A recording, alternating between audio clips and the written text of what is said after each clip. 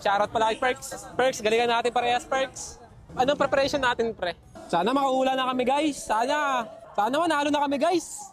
Sana makatagos tayo, guys. Sana manalo tayo lahat. Sana panalo tayo sa buhay. Dasal lang tayo, tol. Pati pa naman sa checkping, strict yung account ko. Sana makachamba sa mga gods, sa mga old gods. Sa mga old gods dyan, oh. Sana makachamba ang mga current. Sana daw feelings, pre, nung nasa MPL na, pre. Sobrang saya. Andito pa rin kami, magkakampi pa rin kami. Simula MDL hanggang MPL ngayon this season. Masaya dahil na-appreciate ng mga orgs yung mga MDL natin. Parang dami nila ngayon. Kailangan natin, pre, ha? Kailangan natin manalo, pre. Yung mga pumunta dito, pre, ilang oras bumiyayan, pre, para supportahan tayo. Okay? Second game of the season, sana manalo kami, guys. Yun. Grabe, ang dami niyo pala MDL Cup, no? Nakakapasok na. Kalat na. Pati sa ibang region. Grabe. Ayun, guys. Message ko kay Coach Bon. Coach Bon, namiss na kita. Namiss ko ng mga turo mo sa akin. Pero sana ngayong araw, kami muna, Coach.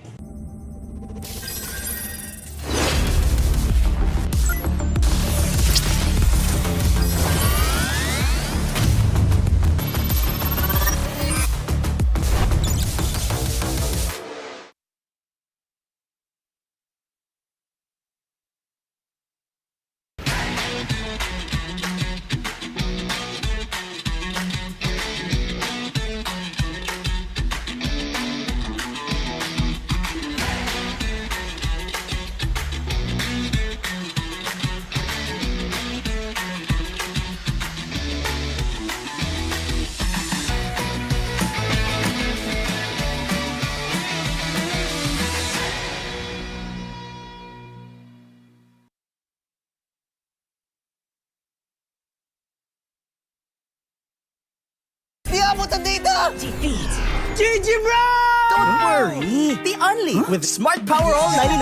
Hindi bitin with 10 gig data to power your games plus only Facebook or only TikTok. Load now. Wow! You know your scalp can get up to 5 times more dandruff? Get triple anti-dandruff power. Supercharged with Clear. Hey, you! Did you know men have 1.4 times weaker scalp? Get a shampoo that's 100% made for men. Supercharged with Clear. Enemy alert. Your scalp gets 1.5 times greasier, causing dandruff. Get triple anti-dandruff power. Supercharged with Clear. Stop and pull over. Your scalp gets 1.5 times sweatier. For cooling power, supercharged with Clear.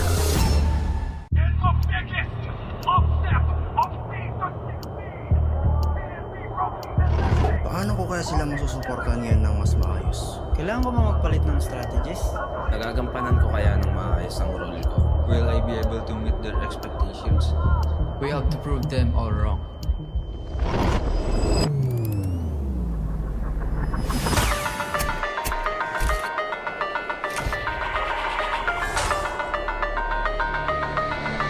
It's time to win.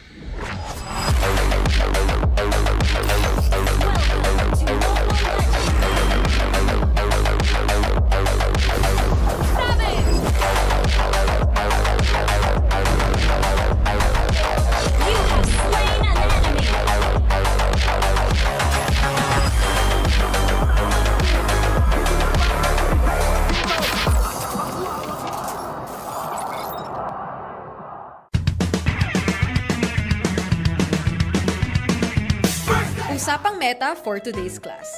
Excited na ako! Meta? May itatagos kaya? Good morning, teacher! Hello class! So matanong ko lang, sa Scream, sino yung madalas nagsastruggle? Ako po, ma'am. Nahihirapan po kasi ako sa shot call kasi isa lang po yung gusto ko tumatawag sa akin.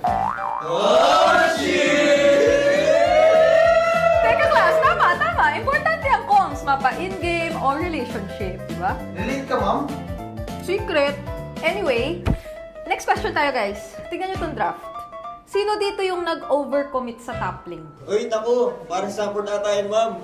Ay nako, bagsak ka sa counterplay. Huwag ka kasi clash ng clash kapag hindi ka pa crush. Este para iwas crash! Plus 5 points ka sa hugot, ma'am. Okay. That's all class. See you tomorrow!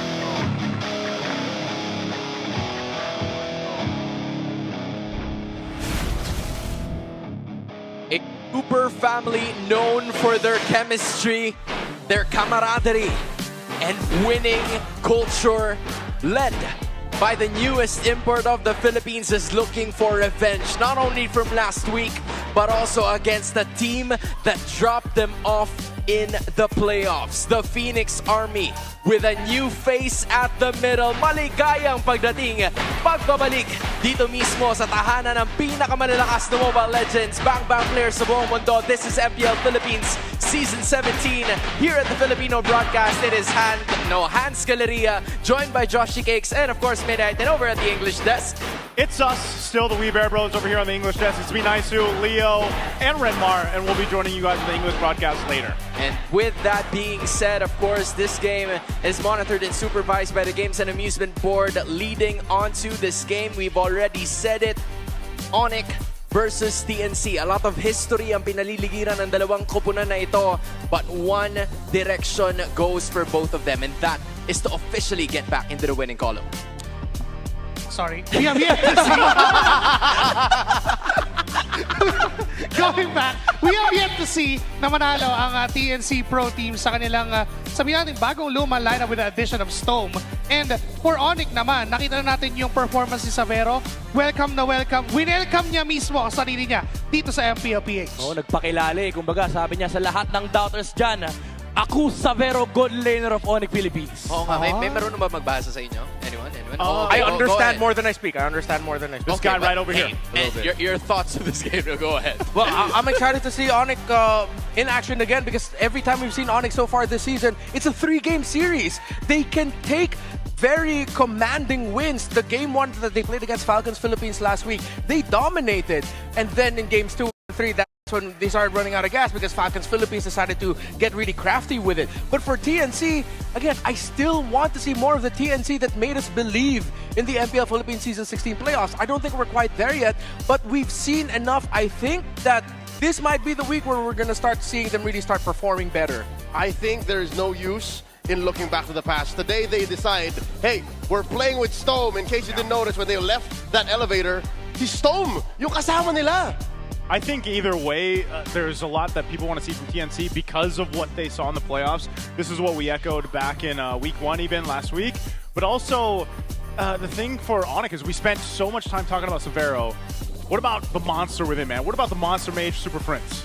Yeah, I mean, from the looks of it, yun yung nabanggit sa ilan sa mga podcasts from a bunch of content that you guys have mentioned. Probably Wolf has also done yung punto na itong si Super Prince ang puso ng Onyx Philippines. What do you think about that statement? Well, honestly, I think ine-echo din to ng coach nila na ngayon ay nasa Navi, Indonesia. Nandiyan si Coach Wynut with a quote.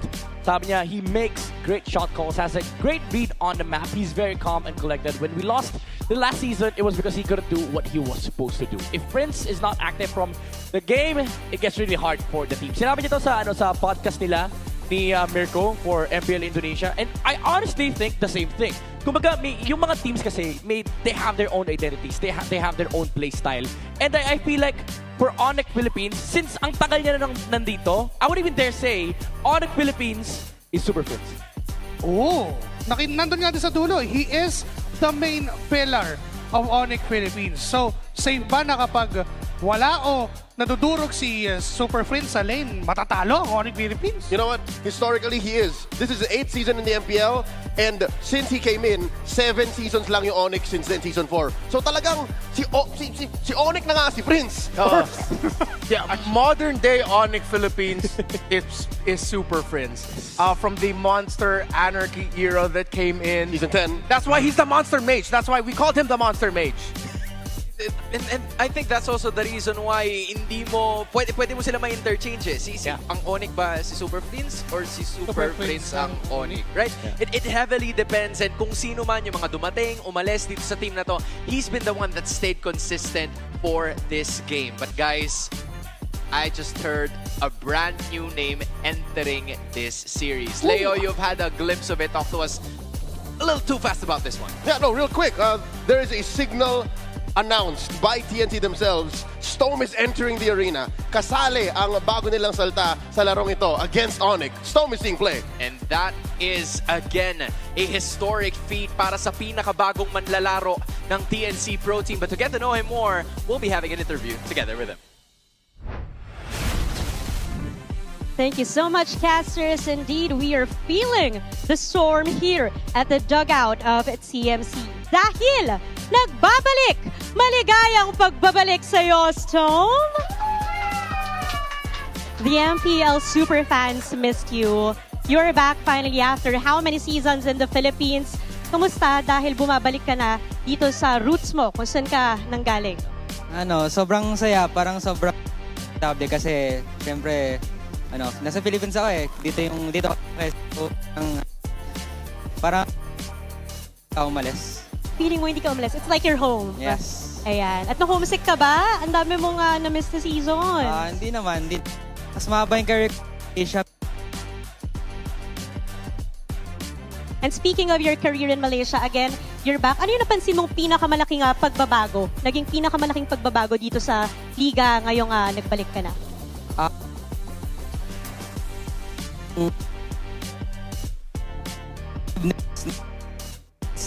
Kasi kahit dati pa, parang pabago-bago yung mga malalakas na teams. Kumbaga wala nagdo-dominate talaga. So kung may nagbabago is yung mga teams na nagdo-dominate na talaga. Tingin ko yun lang yung bago. And 3 games, third game na to ng team nyo. Kapalitan mo si Lance ngayon. Kamustahin ko lang, kamusta yung dynamic yung dalawa? Okay naman kasi magkaiba kasi kami ng playstyle eh. So ayun yung medyo tinatry namin i-mix and match pa sa team. And yung hope ko lang sana na mag-workout yung dynamic ko sa team sa game namin sa Onyx. Yeah, and syempre may mga, of course, sinasabi si Coach about this. Everybody's been itching to ask this. Lancy played 2 games, you're gonna play today. Paano daw yung magiging palitan nyo? Mahirap masabi. So far, yung plan namin is sa early game lang, early weeks na MPL lang. And then, titignan namin on the fly kung ano ba dapat yung pinakamagandang decision para sa team. Alright, and of course, you're going against Onyx. And a few, ano bang pwede namin expect for your first game of the season? Expect nyo na parang ang tagal nyo akong di nakita pero wala akong kaba. So expect nyo na malalabas kayong best sa game na to, no excuses, and bibigyan namin kayo ng magandang laban. Bibigyan ng magandang laban, walang kaba. Everybody, welcome back, Storm! Yes, feel the energy from here, and again, we're turning it over back to you guys. Maraming salamat, Denise. Together with Stone making his return to the Philippines, you love to see the confidence in this guy na parang hindi siya umalis, nandito pa rin, and he's ready to roll. Considering he's up against the Monster Mage na pinag-uusapan nga natin kanina, kumbaga siya na yung bumuo o siya na yung personality ng Onyx. Siya na mismo yung Onyx Philippines. So, how is this gonna pan out knowing na matinding mage ang kalaban niya? Alam mo, meron sigurong mga paraan para mabanggit natin yan ng isa-isa ng medyo maayos. Right, Wrestler? Why did you howl? Why did you howl, bro? I always do now. There goes the signal, ladies and gentlemen. Pinagtunin mo na nga. Ito na ang Infinix Keys to Victory for both teams. Onyx, they have to break down TNC's ultra-slow playstyle and also pressure TNC's mid-lane duo by jungle takeover or river control. In short, mid-lane control na naman. Sobrang importante talaga ng duo mid, especially in this meta. If you get a one-up in the mid lane, napakalaki talaga ng control na binibigay. And TNC, nakita natin yung kanilang past performance, medyo mabagal talaga. Hindi sila ganun ka-aggressive sa early game. So this is something that Onyx can actually capitalize. But for TNC, ano ba kailangan nilang gawin? Well, hard commit. Being fast against Onyx, if you find an opening to dive, to start building small advantages for yourself before objective fights, you have to take it. There was a little bit of hesitation. It feels like TNC are sort of like in this mode right now of like, they have to think every single step of the way. That's not the DNA of this team. When you're playing around a player such as Chapnu, you want to go for any opening that you find. Draft Hero comes with faster win conditions against Onyx, easier said than done. So let's put it with a little bit more sure statements here. I feel like the Twisted Minds game is a revelation for us. You have to watch out for Valentina and Harley specifically in the center. And we've already seen Onyx Philippines and King Kong get an MVP performance with a Harley jungle. TNC need to watch out for that. Yeah, I mean, ang dami na nating nakita kahit nasabihin natin na 4 na araw pa lang yung Season 17. There's already a lot of things that we've noticed. And in fact, Naisu, we did take a look at, again, yung mga Dark Continent picks from before. But let's change a little bit more about that. Kasi sa ngayon, this is TNC with a brand new player. What do you think can he contribute to this squad, given that it's his first game? I think he can bring what he learned in Malaysia for all those seasons. You know, there's one thing that you can take is any of the players that get a chance to go to a different region, play there. There is something that they bring themselves from the Philippines, but also that they learn while playing in a different region. So if that means bringing some of the Dark Continent picks or some of the off-meta picks for Stone, maybe not. It could work. I don't know. Stone has a pocket Paramis. That's so true. They might draft around that if possible. But for now, I agree with Hans. Just stay within the meta, go fast, like you mentioned, Renmar. I'd say put Benny on a quick marksman like a Granger or something. Yeah, I think a faster scaling gold laner for Benny Cutie would do really well for TNC Pro Team, just so also that they don't have to get pressured into, hey, we lost the early game, let's play it slow just so Benny can catch up, because that doesn't work out for them. Parang abandon carry kaya yung magiging plano kasi for the longest time yun yung nangyayari, and those were games na si Benny Cutie being the carry, even late game tinatanggalan siya ng use ng mga kalaban such as Marcel. Yeah, well, to be fair, si Benny did sinabi niya last week ayaw niya magsora. Kung ayaw niya magsora, does that mean he also doesn't want to play the Freya in the gold lane? Well, it heavily depends. Kasi, di ba, napapansin natin kanina, there's like a triangular form na. Yeah. It's either mapipick yung dalawang heroes, but there's always gonna be one left behind in the banning phase. So it just depends on what you want to do for now. Honestly, from my perspective, they just stick to what they're used to, you know. Flex that gold lane into the fighter, play the marksman if need be. But again, they have to hone into sa keys to victory natin. Duo mid is so important, especially in this patch. Yeah. No matter what your draft is, if you lose duo mid, if you lose the river, pretty much depende na sa kalaban kung mananalo sila o hindi. Which we saw in the last series. Like that one game that was a 10-25 minute game or such. That was a Khalid Valentina. Khalid Valentina. If you lose that early, I feel like sometimes you just take the win off that. Yeah. That's so difficult to do kasi the idea, especially for game number 3, nang nangyari kanina was them breaking that Valentina and Khalid into 2 separate drafts for both of the teams. Will we see that today? That we are about to find out. But of course, para sa lahat ng ating mga manonood, the moment you're waiting for is here. Super Family of Onyx Philippines, Phoenix Army of TNC Pro Team. Here are the 2 teams.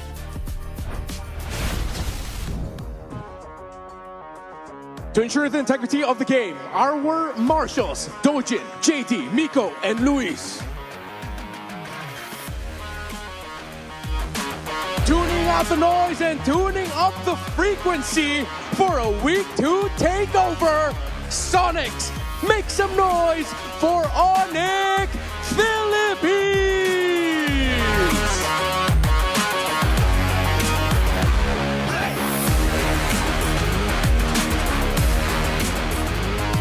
Racing for the bounce back and ready to burn through the doubt. Phoenix Army, this is TNC Pro Team!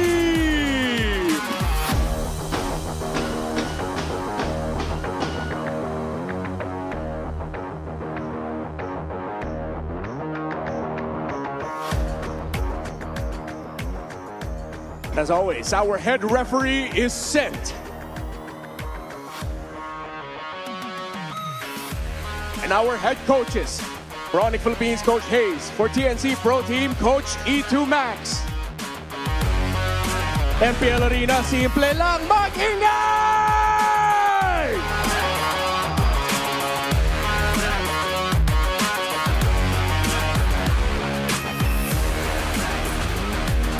Heading into week number 2, we got the Ryota variant for the Super Fam. This is Onyx Philippines. Also led by the Monster Mage Super Friends is Onyx Philippines, but it's up to the 4 members para i-complement yung galawan on the mid lane. Mahalaga ang magiging matchup, knowing na bagong mage din na makakatapat niya for the side of TNC. It's not just Onyx Philippines making a slight change. Nakita na natin yung dalawang XP laners, but now a new mid laner enters the fray with Stone together with TNC Pro Team. It may be a change that TNC needs and wants, because of the dynamic ng duo mid in this patch, Stone might be able to bring that new flavor in for the Phoenix Army so that other strats can work. But I honestly think for TNC, they just need to make it simple. Play aggressive, play fast, and throw away all the pressure because they can actually do it in the stage. You know, building up on what you said, Midnight, nabanggit din niya ni Stone kanina, yung difference nila ng playstyle. Considering na si Stone, I believe, naglaro din siya ng Rome in like a different country, which is Malaysia, might play some big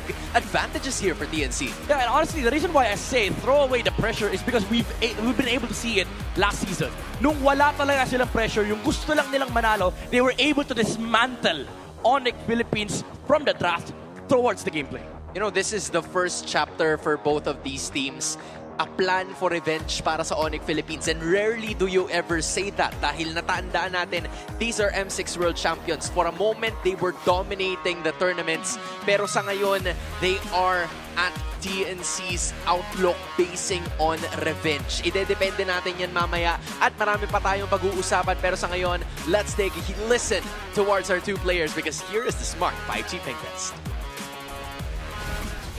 Ano daw message natin sa TNC, pre? Tulungan nyo nga ako. Sabi ni Bruce ko, galingin nyo kasi gagalingan namin. And guys, thank you sa lahat na pumunta, especially sa mga galing pang malaking lugar. Ayun.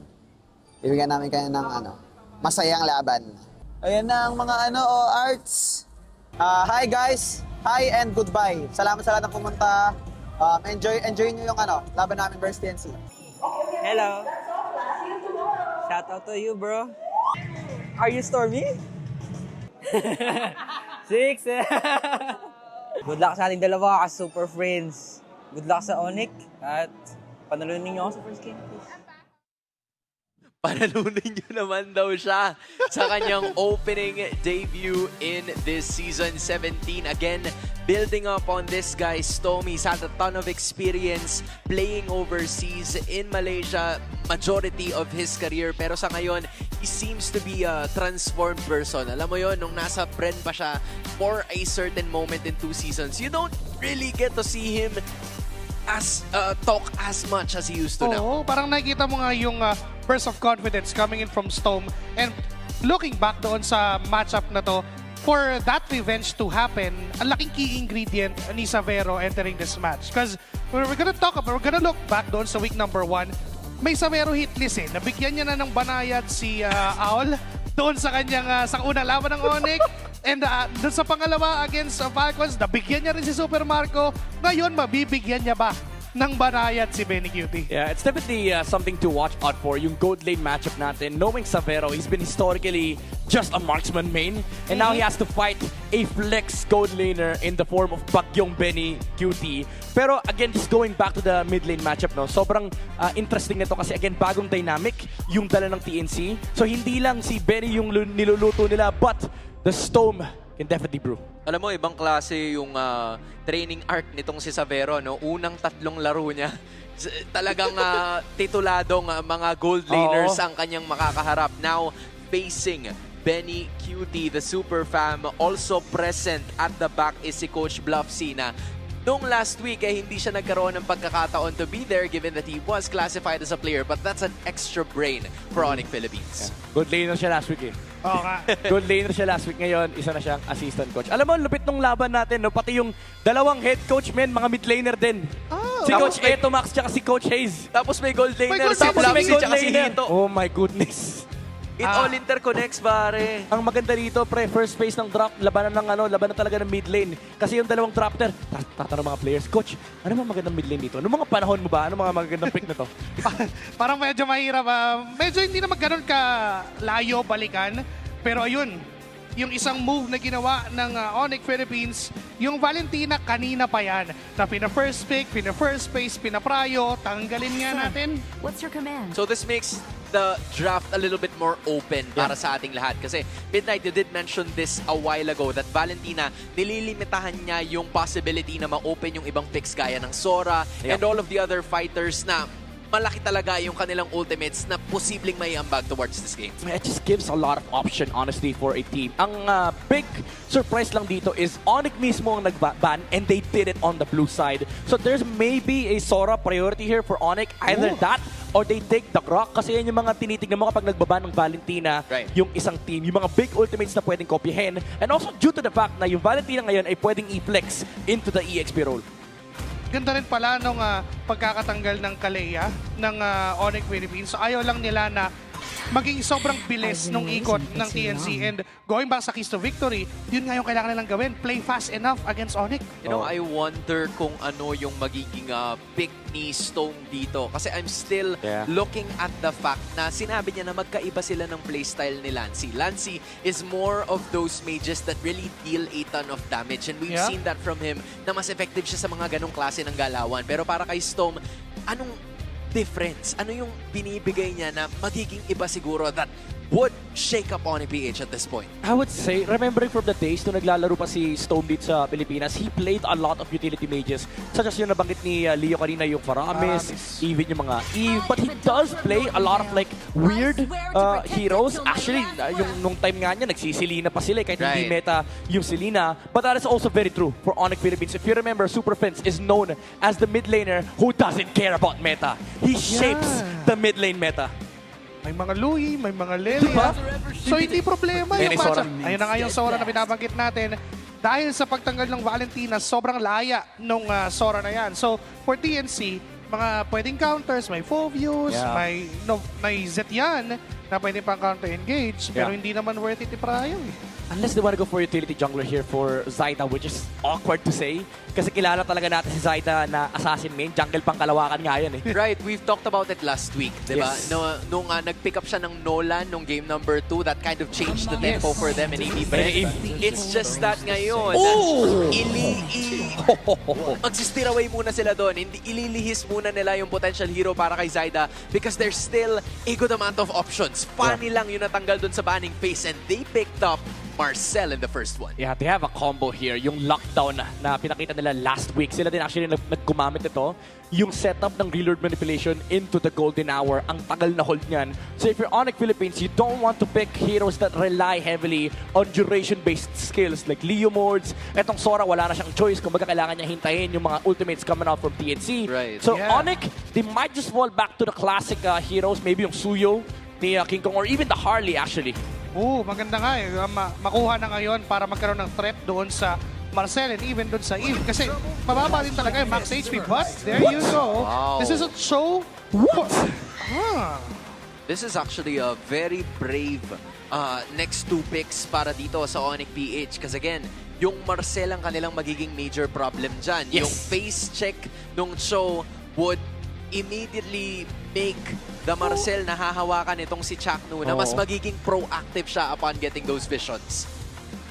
Matamaan ka lang nung passive o nung first skill ng isang Marcel, magugulo na agad yung plano mo. Maaaring ma-delay yung jet condone or yung setup na gusto ng Onyx Philippines. Aray ko, yan ay Phobius.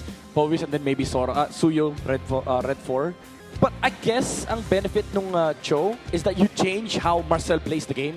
Kasi usually, yung mga Marcel na nakita natin, especially from Chakno last week, he plays it very aggressively. Like, lalabas siya mula sa isang bush, pipicture niya yung mga kalaban, tatago niya sa storage, just pipicture niya na naman. But this time around, he has to peel for his, his teammates. Maybe peel for the Lilia, or maybe even the Marksman na paparating sa second phase ng TNC. But I like this ban coming up from TNC, removing some of the off-meta heroes that are essentially good against both the Phobius and the Eve. Yeah, I agree. Sa puntong ito, building upon what you said with Marcel, Chakno, mas magiging maingat siya ngayon kasi posibleng ma-misplace siya nung Cho in certain situations na maging agresibo siya as how he would want to. But then the Harith is gonna be taken out. And in fact, wala pa tayong nakikita na like full-blown gold laner heroes in the two teams. Yung Claude nga naisip ko, if TNC wants to ban that or even that Louie, kasi maaaring Claude Louie, yung blue 4 blue 5 pick ng Onyx Philippines, and that is worrisome. I mean, paano mo ka-counterin yung Marcel? Di bigyan mo ng mataas na mobility, alisin mo yung mga target ng Marcel. Unless they wanna just target Savero here, Moscow or YSS is open for TNC. They can actually just remove it. Or they take YSS. Talagang super friends talaga. Tanggalin mo yung halimaw sa Onyx.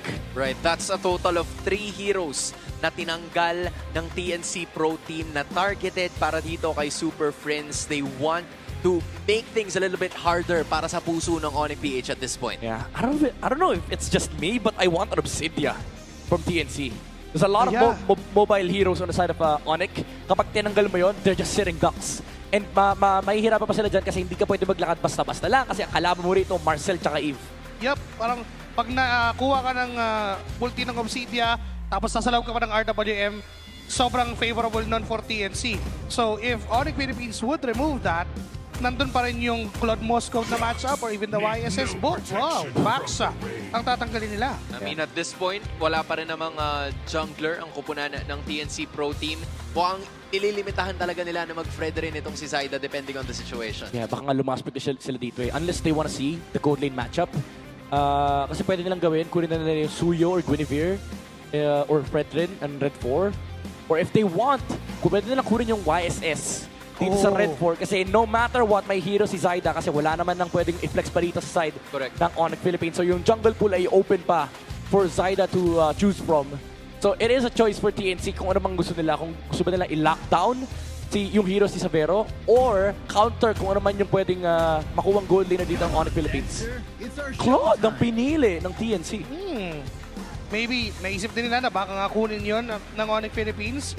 Either that or the YSS kasi we've seen a lot of Leomord YSS combos from Onyx Philippines. And Savero, kung titignan mo yung hero pool niya, yun pa nga yung pinaka successful na hero na gamit niya, which is yung YSS. We've seen a lot of games from him.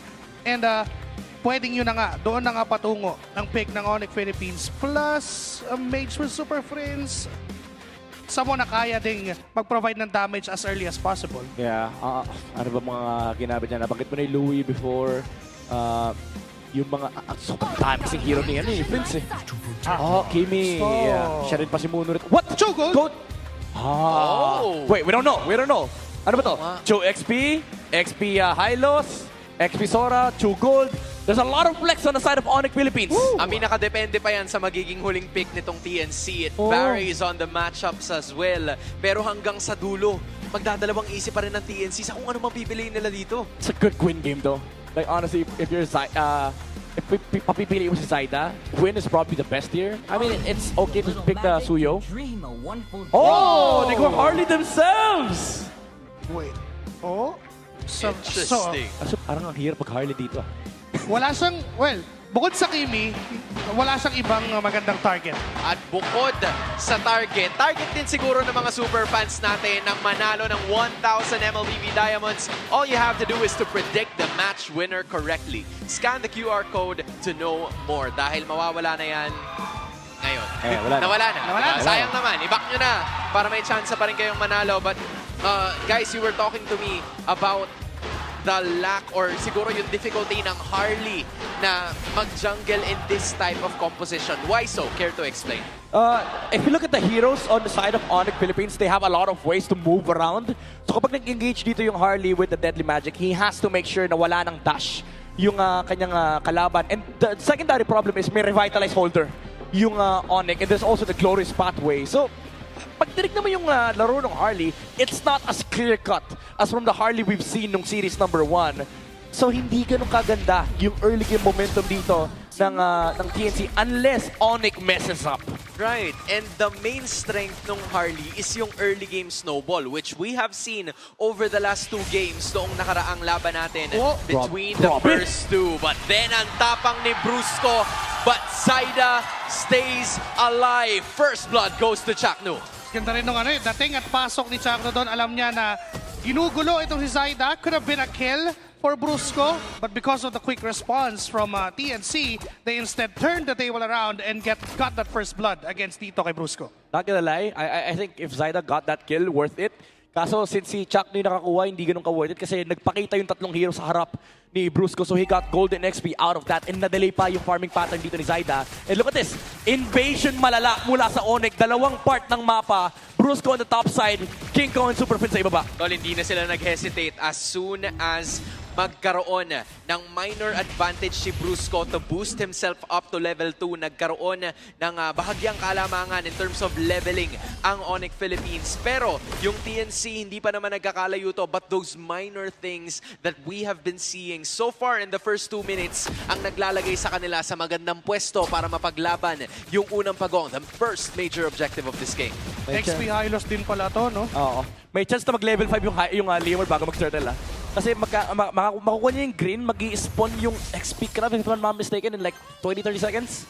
So pwede nila i-delay ng konti ito. Actually, pati yung purple, mag-level 5 nga ito bago mag-turtle. Laki nung magiging disparity doon sa level ng dalawang junglers. Look at Zaida. Alam din niya na medyo mahirap lumaban at this point, so kukuha sana ng pick of down top lane. Pero nirarush na rin ng Onyx Philippines. Diyan si Brusco sa likod. Siya yung kinastaan ng Deadly Magic.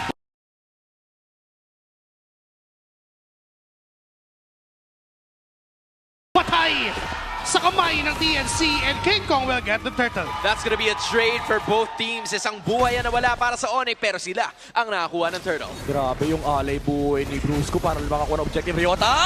Hindi siya pinapatakas ng mga members ng TNC but still manages to survive. And yung ginawa niya doon, yung pinilit niya na isalba yung Revitalize. Just great trigger discipline mula kay Ryota. Oo, sabi niya, kulang damage mo, hindi ko pipindutin to. Pero nanginginig ng konti yung daliri. Nakatutok na kumbaga. Nakatutok. Actually, nakapindot na nga yun eh. Naka-hover na sa cancel eh. Ano, pindot ko na ba ito? Di, wag muna. Kinaya.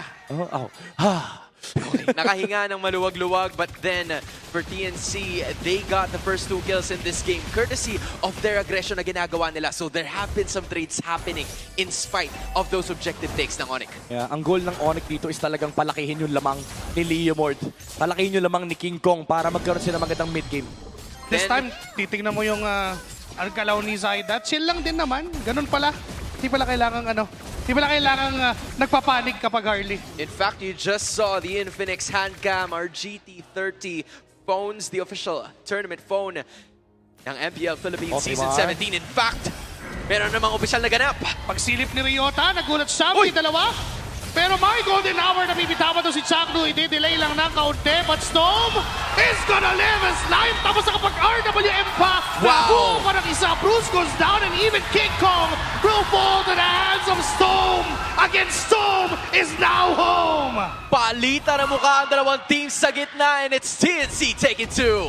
Storm is definitely brewing for TNC, and Onyx Philippines. Sinubukan nilang pumasok, men. Kaso sabi ni Storm, sarado. Blazing Duet mula dito kay Very Cutie. Na-cancel lang ng knock-up. Hindi pa rin naman siya mamamatay daw. Wow. Pinigilan ni Chaknu. Hindi nyo mahahawakan ang gold lane ko. Na kay Chaknu, ang bola ng TNC pinapahinto ang mundo ng Onyx sa bawat apak na kanyang ginagawa. And now the turtle is open again. So this is where it changes the game here for Onyx Philippines. Online na yung War Axe for the Sora. This is usually one of the highest power spikes in the game. Pwedeng siya yung mag-initiate ng setup. Nandun yung sustain niya. Damage there is present as well. Ayan si Sabero. Trimar nandoon sa Turtle Pit. Si Brusco ang naunaan. Binigyan agad ng Deadly Magic. Patay agad. Yung Rover at nakuha pa ni Zaida yung turtle at hindi pa tapos. RWM muli. Mula kay Storm. Naipin sila dun sa may boundary. Chaknu on the backside. Si Super Prince na naging target. Blazing Duet ay na-cancel. Napaatras na rin ang mga members ng Onyx. But Chaknu, papasok pa siya nga doon. Si Zaida, napapatay pa si Sabero on the process of TNC. With an off-tempo team fight, nakuha nila ang lead. Ito yung sinasabi ko kanina eh, ang hirap magpatakbo ng double fighters sa harap ng isang Marcel. Picture lang into the real world manipulation. Pwedeng-pwede at malayang-malaya na pumili na target dito yung TNC. And look at the difference. Last week, they said ultra slow gameplay. Look at how fast TNC is playing right now. Again, the activity na ginagawa ng TNC in the first 5 minutes ng laban na ito. Chaknu is seen everywhere by Onyx Philippines. Humahanap ng tamang ruta para kahit papano makapag-dish out ng damage ang Super Fam. Pero tila ba si Brusco ang kanilang pinupuruhan ngayon. Chaknu na naman, si Sabero makikita pero Sabero is gonna be flashing away from that. Onyx They're looking for trades in this map, pero TNC, sila ngayon ang babakbak dito sa may bandang ibaba. That is gonna be a tower taken down up top, pero baba ang kukunin naman ng TNC. Yeah, that's all they can do. They can just find trades kasi it's hard for them to actually fight into this Marcel. Even though they have a Sora, pipicturean lang yan ni Chakdo. Patatagalin lang yung hold kay Savero, and TNC will just continuously and relentlessly pressure this map. And kabahan ng konti ang Onyx Philippines kasi tumataba si Benny Cutie. Lala din ang ginagawa ni Chakno, hindi niya pinapabalik sa lane. Nandiyan na naman yung frozen moments. Ryota and even Super Prince ay nagugulo ng bahagya. But again, looking back, hindi niya binibigyan ng laya si Savero. Babalik lang naman sa lane. Gusto lang naman kunin yung mga minions. Kaso nga lang, pinipigilan niya. Ryota, kinasahan ng Deadly Magic, popping the Revitalize. Still, mabubuhay. Banalam ng TNC, walang Revitalize yan. So pwede natin palagan. Right, dire-diretso sila ngayon. TNC hahanap ng pwesto. Yung Onyx nasa may banda river. 5v5 situation. Chakno hahanap din ang kanyang mapipicturean, and that's gonna be Super Prince na mga ngalahati ang buhay. Pero 75% pa rin ang buhay ng Turtle. Pumasok na rin na Dark Wave. Golden Hour pinicturean, pero yung Turtle lang ang nakuhaan niya doon. Delaying the counter engagement. Savero on the backline. Kaso kala si Ryota ay lower HP na rin. Savero is almost a blazing duet mula sa bagyo at mamamatay ang tatlo. Nakuha nga nila yung pagong, pero mukhang aapatin pa kasi even si Brusco ay pinicturean ng malala ni Chakno. Saida is there, but still mabubuhay si Brusco sa pagkakataon na yon. Nakawala pa sa baraha si Brusco, pero online na si Benny. TNC an objective and 2 kills. Grabe talaga yung performance na binibigay dito ni Chakno. Pinipicture niya lahat ng Onyx Philippines. Kung gusto niya ng super family, pues ito family picture.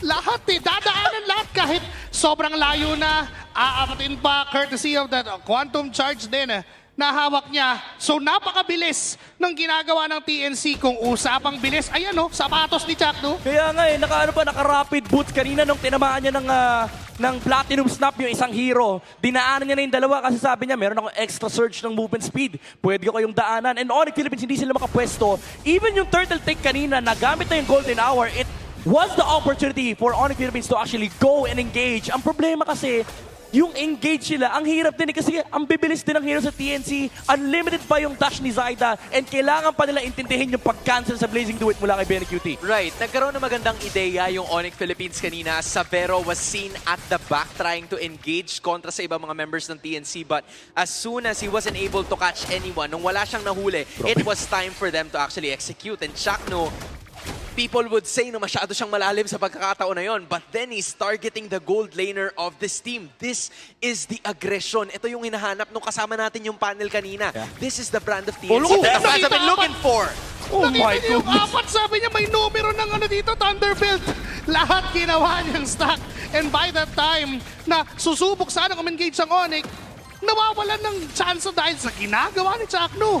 Eh lalo pang ihirap yung sagot dito ng Onyx laban no sa Marcel. Kasi kapag nagdikit-dikit pa sila, lalo kapag natapos tong Dominance Ice ng isang Marcel, tataas pa yung kanyang hybrid defense. So mas mahihirapan talaga yung Onyx Philippines na labanan nitong TNC kasi kahit nga yung Claude, intindihin nila, may Marcel pa silang problema. Right, and Ryota is gonna be the one put at the front line. 5v5 na naman ang magiging laban, pero medyo nahuhuli si Super Friends trying to clear minion waves as fast as he can. Same ang gagawin ni Zaida at Benny Cutie sa taas. Chakno now will be operating from the top. Ryota naghahanap ng kanyang masisipat, but then 75% mukhang marireset na naman itong Lord, pero ang kulit talaga ni Chakno sa meron nakita. Siya naging target at biglang pinalasahan ng baraha and a golden hour para lang bigyan ng obstacle at hindi makalapit ang mga members ng Onyx Philippines. Now may RW pa pinitawan sa loob mismo ng pasukan. And enough yung damage ni Zaida para patumbahin ang Monster Mage. Tinawag na rin si Barbiel. Sumusubok ang Onyx Philippines. Chakno is there para pigilan at picturean ang mga natitirang membro. Flickering out itong si Brusco. Nakuha pa ni Benny Cutie yung Lord and TNC. This is the Phoenix Army. Jack Mamba the photographer. Napakaraming film. Kuhang-kuha, caught in 4K, Onyx Philippines, sinubukan tumakbo. Kaso nilockdown sila ni Storm with a real-world manipulation, pure control from TNC, and they have nothing against this.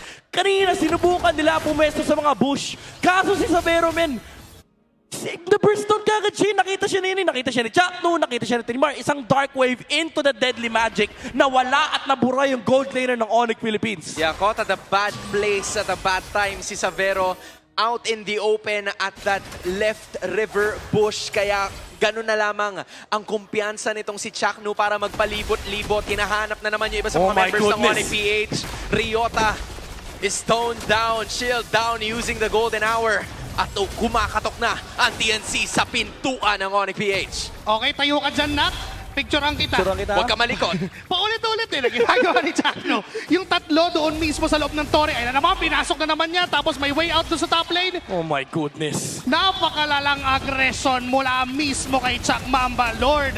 Doon sa bottom lane. Ito yung masasabi mo na walang na-miss na moment. Oh! So si Kiko bigla na lang mabubura. Mapapunta pa sa pero di na kinaya pa na makapag-regen mismo sa base nila. Wala yung jungler ng Onyx Philippines. 5 men ay 4 na lamang ngayon para dumipensa. No more inhib turrets down. Bottom lane and top lane. At mukhang yung gitna naman ang susunog na punteriya. Nandyan pa yung 4 na miyembro na TNC. Chakno, may frozen moment na naman against Ryota. Nandyan na rin naman yung glorious pathway para delay at lagyan ng checkpoint ng mga members ng TNC. But Chakno, inside, doon ang RWM. Follow up mula kay Stone. Kasi sa Savera, may counter 7 doon sa likod.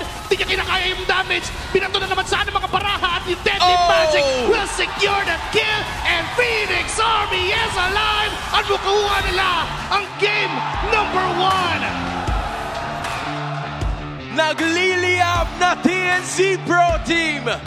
Phoenix Army takes the first game of the series. Marcel on Chakno is built diff. We saw this from their week 1 performance, but it lost. But now, pinakita na ni Chakno na I can still play it and I can make it win. Sinampulan ni pinicture niya lahat, men. Nilagay niya sa album, pinaprint niya, pinaskill niya sa bootcamp ng Onyx. He didn't miss a single kill for 10 minutes. Tol, ang dami niyang solo travel. Oo! Ang dami niyang solo travel, pre. Isipin mo. May mga punto na parang kahit ako na isip ko na, parang ang lalim na niyan, pare. Parang hindi ka dapat nandyan. Pero, hindi. The Mamba is really... Kasi hindi rin makasagot din talaga yung Onyx Philippines. Kasi guess what?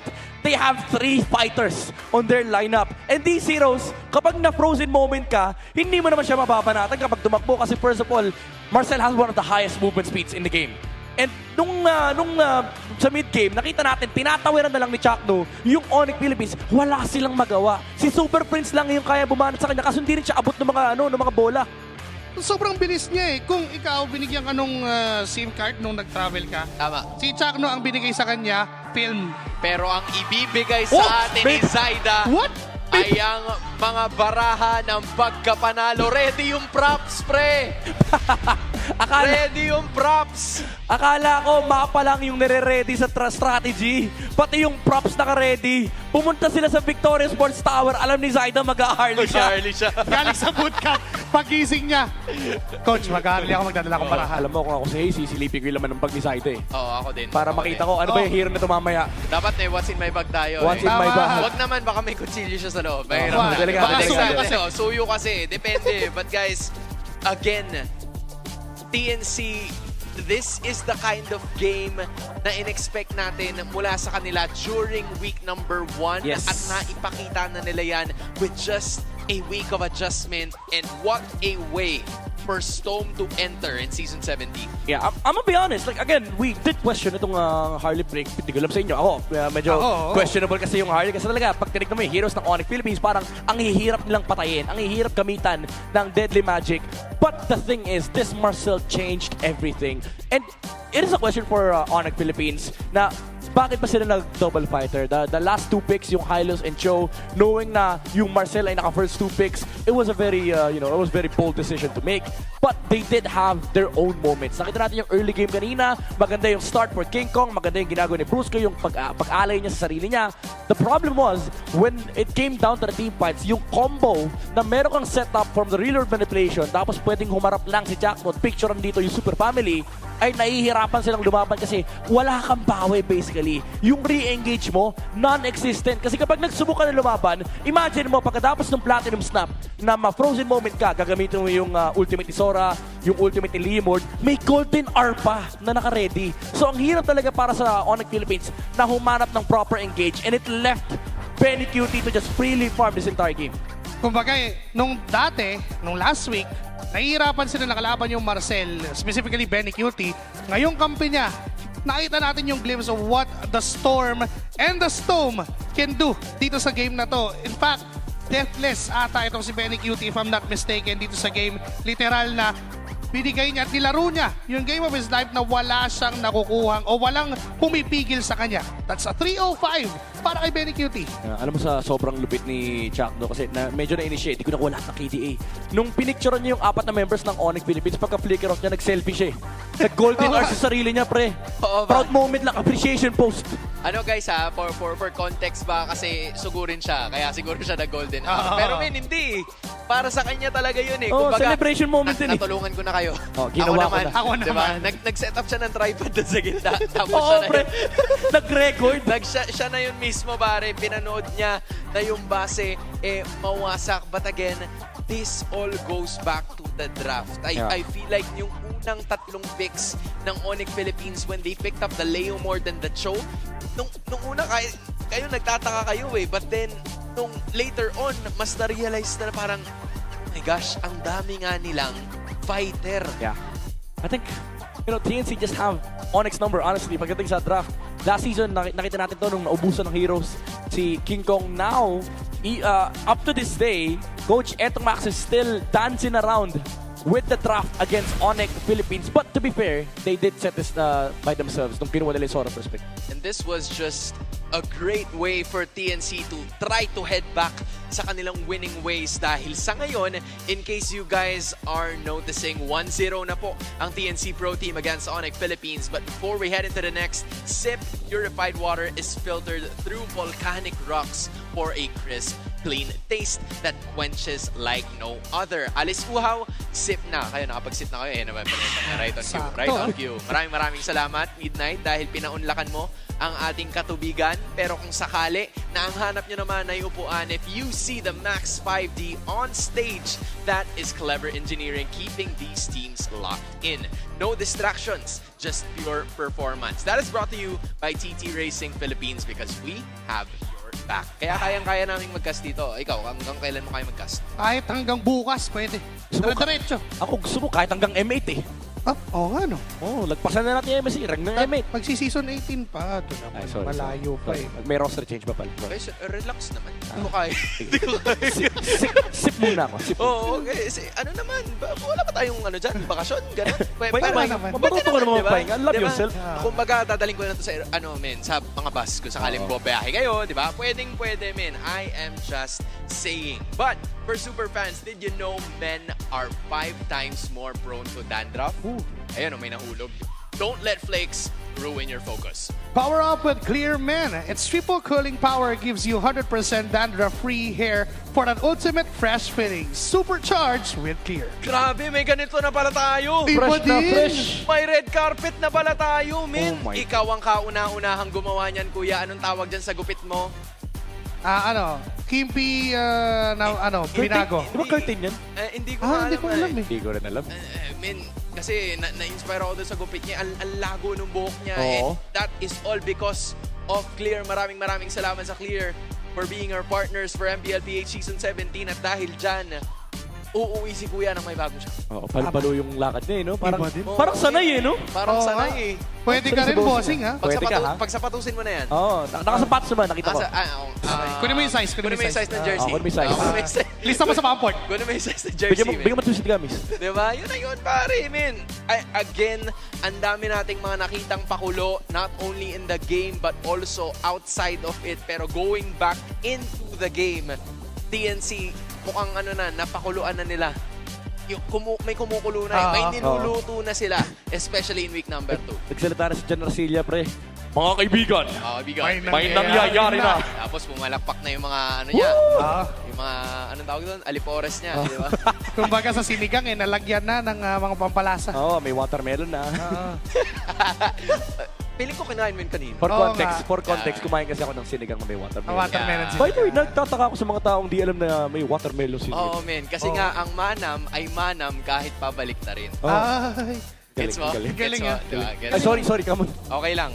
Hand galleria na nga lang pala po pala ako today. Kasi, ano po, injured ko isa eh. Hindi hands in eh, hand in lang eh. Hand in lang po. Hand galleria. Pero hindi, men. Wala eh. Wala eh.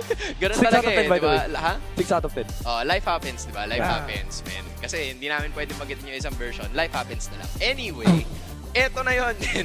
TNC Pro Team. Game number 1, napakalinis. Na-break ko yung character niya. That's my goal for today. Pero para sa Mpl PH, man, ano bang gagawin nila? Kasi nabanggit na natin kanina yung draft. Is that the main problem of that game number 1? Or is there something else na kailangan pa nilang ayusin? For one, I think yung game plan at first was good. But the thing is, if you play the draft sequence, yung first pick Sora is kind of like yung first pick season nila ng playoffs.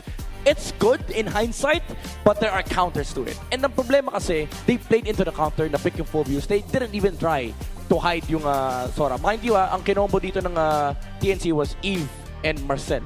They could have taken the Phobius. Tol, alam mo, na-realize ko din kanina, as soon as Midnight said that, nung pinick up nila yung Sora in the first one, parang dalawa lang kasi yung pwedeng puntahan ng Sora eh. Yep. And that's automatically a fighter if you count it.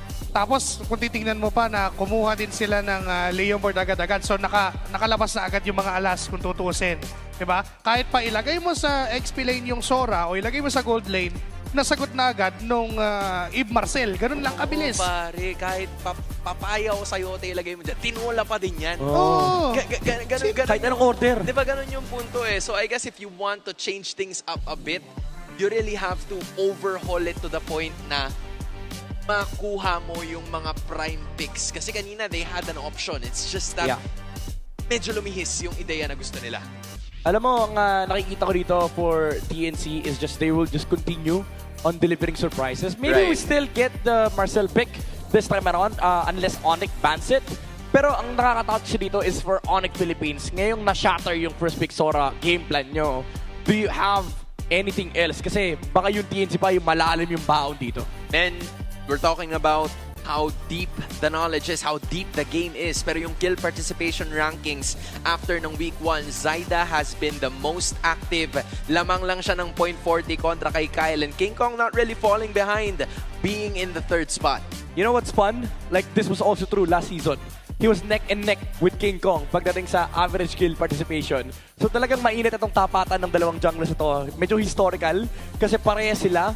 Alam mo yung Sigma pattern na na-establish for Onyx? Ito si Zyda gumagawa na sarili yung pangalan eh. Iba rin, pwede ka rin eh, no, Mama Coco? Jungle pa. Okay. Mama Jungle. Coco pattern. Ano size ng paa niya? Ano size ng paa? Lista mo sa 1 point. Bigyan na jersey yan. Bigyan na jersey yan. Pero men, naka-jersey na siya. Naglalaro na siya mismo. He was already taken by TNC. But hey, building up on Season 16, yun yung laging punto ng mga tao. That's why naset yung expectation para sa TNC to actually perform this season. Pero week 1 turned out to be the complete opposite. It was quite unfortunate for them. Pero para sa Onyx Philippines, ganun din naman halos yung expectation para sa kanila. It's just that medyo nag-dip down lang since, of course, Kelra switched out rather. Savero has been placed in, but Savero, I would say, has been playing pretty decent and has met the expectations of his team. It's just that he needs to translate that more into wins.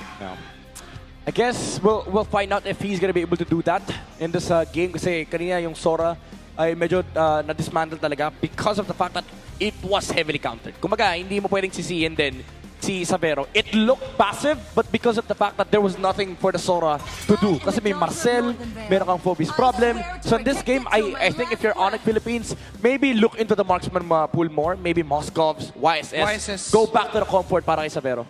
And with TNC happening to be on the blue side and not banning out the Valentina, parang direct, pwede bang palagay na agad yung Valentina dyan? Parang sure na to eh. Yung daliri ni Stone naka-hover na. Naka-show na agad yung Valentina niya kung ilan man yung percentage win niya dyan. sure na nasa blue one. Nakasuggest pick.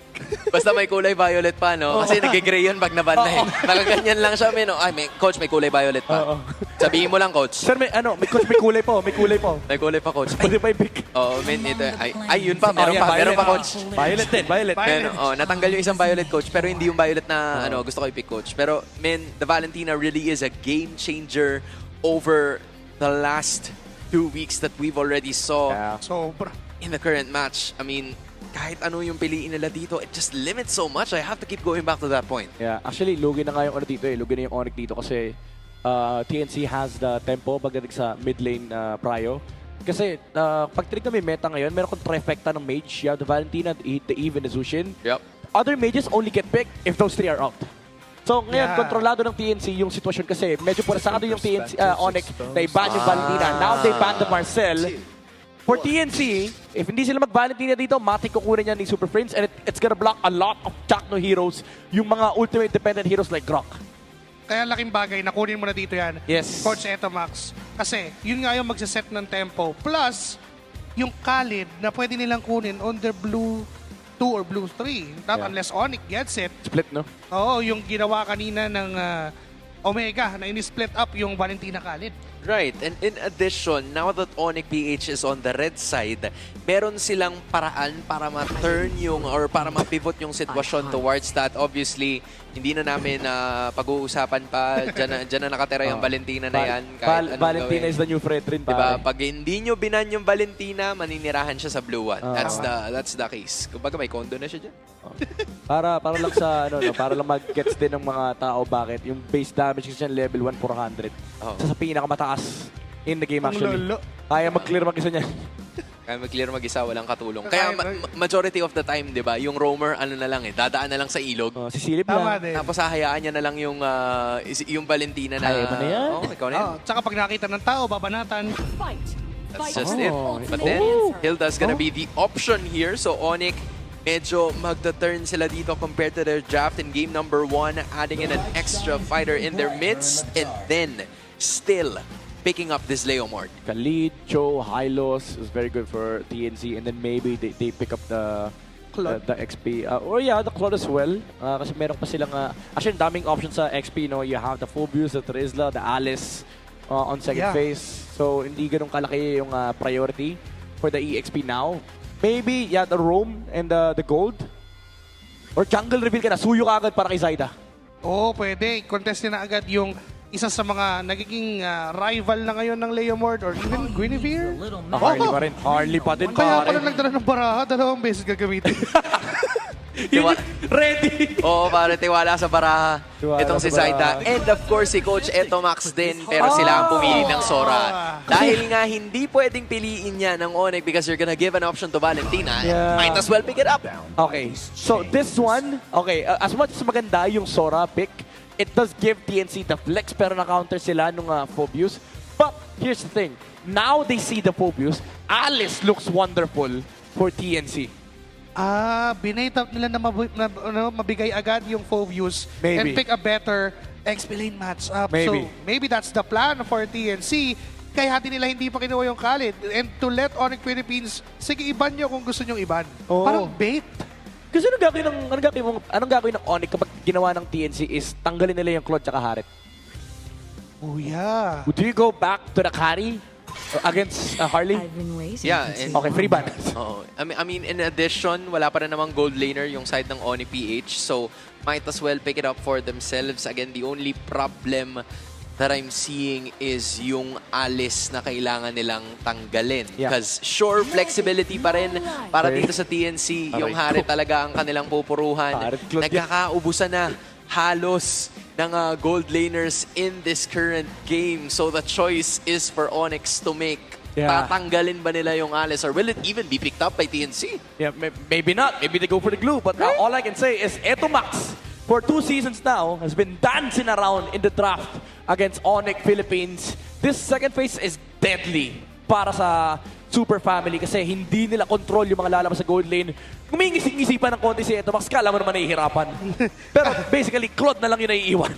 Claude, tapos ang matitira na lang Moskov and even YSS para sa gold lane. And in fact, for TNC, di nila problema yan because they can only give that Sora to Benecutie kung kinakailangan. Iba nandun pa yung flex factor. That's the... What? Wait, so... Go for the Moscow ban. Go for the Moscow ban. Fight the YSS. Yeah, yung YSS yung pinaka pwede mo nang ibigay. But then, kaso nga lang, sa Vera Special na yon. Oh, okay lang. Pili ko okay lang at this point if you're TNC. Much better to fight the Moscow than the YSS. Kasi kapag binigay mo yung YSS, you're giving them tempo for Onyx. It's also vision. May heal na problem ka na nga, meron ka pang iintindihin na ultimate mula no sa Yisun Shin. Oh, they actually... Yeah, they're letting go of the Moscow because they want to fight into it. Alam mo, kung ikaw ang Onyx PH dito, pumorsyento ka na eh. Nakikita ko yung vision in this Brusco, King Kong picking up the Leomord, and you know, the Moskov might be a really good choice for him. Kasi we saw Savero, especially in his first game dito sa Pilipinas, yun yung yun yung porsyento pick niya, pare. Yun yung term na parang pag medyo nalalagay ka talaga sa alanganin, pag medyo na corner ka na, Moskov, G. Kumbaga, ang tawag dyan, last pick. Obsidian. Kaso, Harley pa din eh. Pero tol, hinanap po to kanina. Oo, yung Obsidian. At least may pang-limit siya ng mobility ni Valentina, ni Harley, at pati na rin ni Sora. And the good thing about Obsidian is that it's a first target hero. Kumbaga, pwede siya mag-initiate by himself. And then just pick one target in the front line, kill him, reset. Ganyan ang nature ng isang Obsidian. But essentially, you're not stopping this either Alice or Glue pickup, or maybe even the Yuzong mula kay 3mar. Unless they want to play the Sora on the EXP and then pick up a gold laner kasi pwede pa rin naman nilang i-switch si Benecutie sa marksman. Right. Even yung Moscow nga, pwede nilang kunin yun. Kaso nga lang, nandun pa rin yung counter effect ng Obsidian with the ultimate. Hylos, ganda ng Hylos dito sa tol. Khalid is still present. Oh, back sa Rome for TNC. Interesting. Then a CC... Wait, hindi pa din natin sure kung CC Golden or EXP. Well, I think yung outlook nila dito, thus picking up the CC, is because still, there are 3 fighters on the side of Onyx PH. So baka dun sila nakabangko, mas magiging madali yung team fight and there's at least enough sponge mula sa backshot to take him down. But this is a little bit more to be desired mula sa TNC. Just go Valir, honestly, just go Valir. Valir, Lilia, Louis. Valir's the best one. Para sa mga independent lang at hindi ganun parang hindi ganun naalagain to a point na mabubuhay even if matarget siya ng isang Harley. Interesting pickup. I mean, a choice here would be early game pressure sana kung Valir yung pipiliin natin, right? It stops the Harley from getting an easy snowball. But the Farsa, a hero we haven't seen in a while. What's the idea behind this? What do you think? Because they have an Obsidian. Again, this lineup is a first target comp. Basically, kapag tinamaan ng ultimate dito ni Benecutie, pwedeng, ni Savero, ay pwedeng nila pabagsakin with a feathered airstrike. But this work from TNC is kind of unexpected, honestly. Taas ng risk kung tutusin, knowing na ang dami pwede mag-dive against dito kay Super Friends. And also, yung lambot niya sa early game, maaaring yun yung puhunanan ng TNC. I mean, sa puntong ito, they're still gonna be banking on those 3 fighter heroes. I'm talking about Onyx Philippines. But TNC, sinusubukan na mapaaga ang pagkapanalo nila at makuha ang unang match win in Season 17. But the question is, going up against Super Family, what can they do? Pangalawang laro nitong si Zaida na hawak niya ang Harley. And they'll be doing just enough para matulungan siya towards getting this purple objective. Ayaw talaga laruin ni Benecutie yung Sora. I initially thought the Sora was gonna go gold and then CCXP for the Phobius matchup. But now seeing the lanes, they still are playing the Sora on the EXP sa kamay ni 3mar. Maybe they think it's much more viable for the Turtle kasi meron siyang pang-set, meron siyang team fight tool for TNC to actually capitalize on. But it doesn't solve the Phobius problem, honestly. Mahirapan pa rin siya doon sa matchup niya. Plus, yung laya niyang gumalaw is answered back by the Phobius pick. But ang naging answer back ng TNC, unahin na itong Phobius with Chakno na dadalaw doon sa bottom lane. Enough to give pressure dito kay Ryota. Again, that's what you would expect coming out of this backsha. Yung ikot niya dito sa mapa would be really fast. Not as, ultra scaling gaya ng Marcel na nakita natin, but at least it gives them some room para makapag-dish out ng damage and of course tank some few hits para maka-dish out din yung kanyang mga kakampi. Yeah, they were actually hoping that this Baksha pick would pay off in the early game kasi pwede niyang i-gank yung Phobius. He's essentially the shutdown para kay Ryota, but because he played it safe, now the Phobius is still gonna exist in the turtle fight. Wala na rin yung Deadly Magic. Ideally, if you're TNC, you just give this turtle. Parang ang hirap na kasing palagan knowing na wala na yung isang great resource para kumuha sana ng pick-off. Pero mukhang iba yung plano. They still wanna loiter around that turtle. Nandun na nga si Chakno. Damage is there because of the Baksha Shield Unity din na magmumula dito sa isang Baksha. At hindi nilalaban ng Onyx Philippines. Biglang binurse ng TNC yung turtle. Di sila nakahanap ng tiyempo. In fact, napaligiran sila nitong si Thremar and it was more than enough. In fact, nakakuha pa sila ng extra kill! First blood taken by TNC.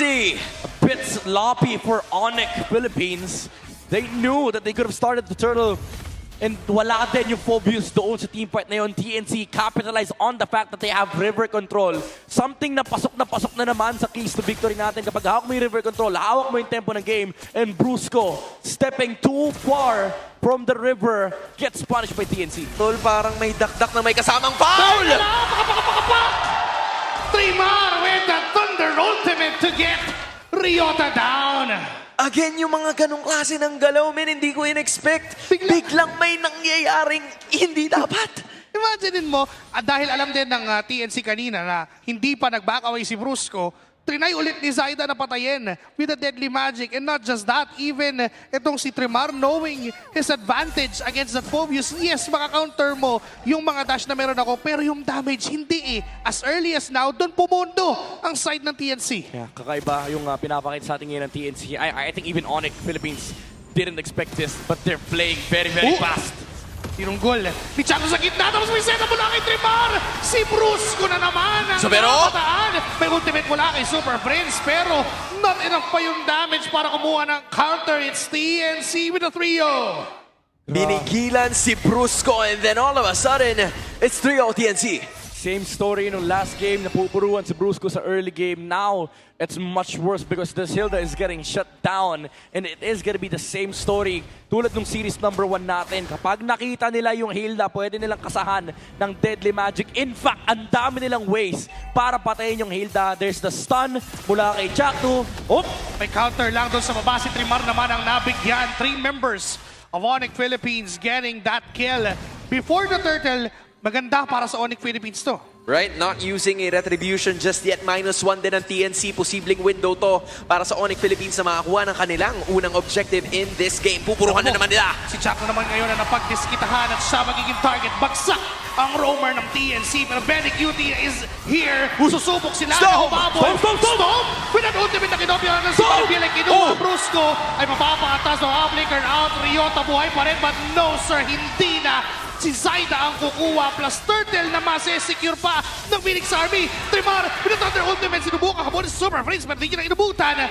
And yung turtle ay libre na namang nakuha ng TNC. Kakaiba talaga yung aggression na pinapakita ng TNC. Even though they lose to, they know that they're gonna win out the fight. Wala na yung ultimate ni Leomord and Stone finding that Phantom Steed, even forcing out a flicker mula sa Onyx Philippines. Di ba tumama yung ultimate ni Savero sa may top lane.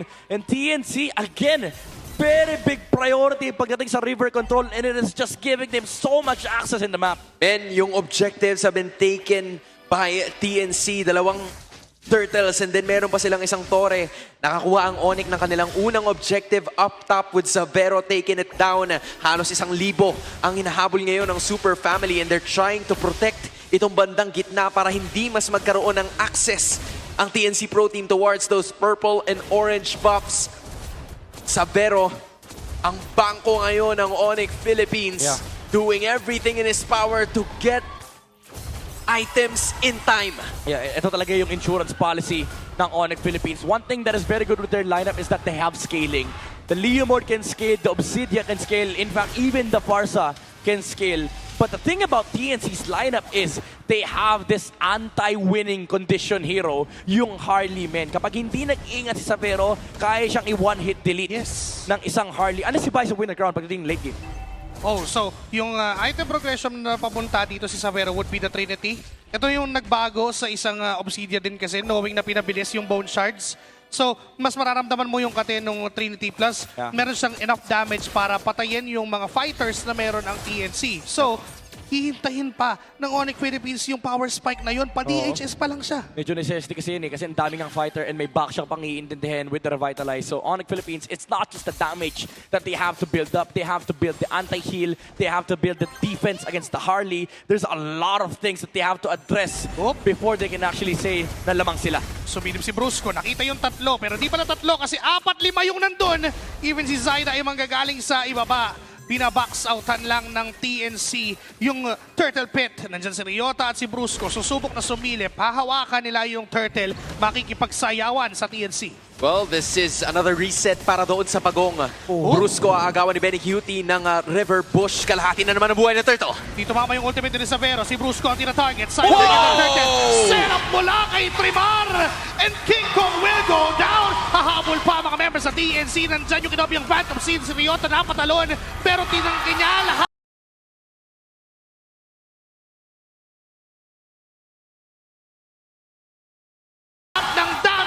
Na manggagaling sa TNC at hindi pa tapos. Nandun gumugulong pa si Chuck nung naghahanap pa ng possible target. Kukuha ng purple, kukuha ng turret. Lahat ay covered ng TNC. Pinadali na naman ang Pagong. Pulasa ng Super Fam. TNC gets another. This is such a feast to watch.